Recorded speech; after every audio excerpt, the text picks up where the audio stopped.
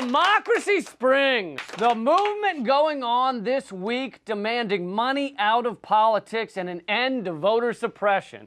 It started with hundreds of people marching from Philadelphia to Washington, D.C. And then this past Monday, 430 people chose to get arrested on the steps of the Capitol in the largest single arrest in the Capitol's history. And even I decided to get arrested. I'm not kidding. I was arrested by Capitol Police for civil disobedience. I didn't do it as a TV show host. I did it as a citizen, which is why I didn't bring a cameraman or anything like that. This week, they even arrested Lady Liberty.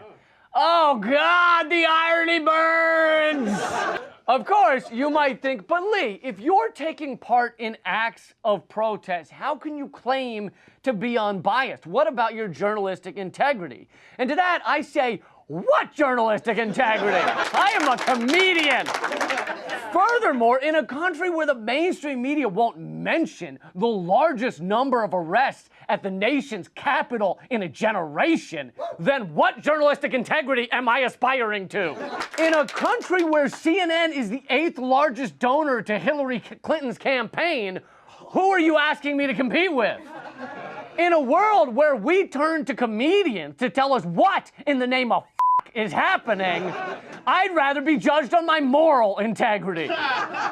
Our corporate media has become the home shopping network for pills that cure depressed penis syndrome. If you're a journalist on corporate media, you're not allowed to talk about our endless wars, barely allowed to talk about climate change, not allowed to talk about big pharma, big agro, big oil, or even Beyonce. In an interview this week, Melissa Harris Perry, a former MSNBC host, said this about what happened on her program after this year's Super Bowl performance. We wanted to address this video, address the popular culture questions, address the racial questions, address the Black Lives Matter imagery that emerged as a result, and we were told not to do so. Seriously, if even Beyonce is off limits, then what the hell chance does, say, climate change have?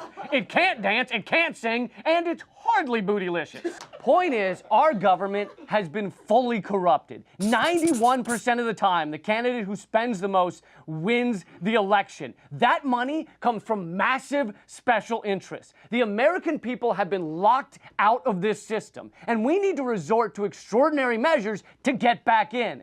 It was inspiring to see so many people this week stand up and fight to get money out of politics.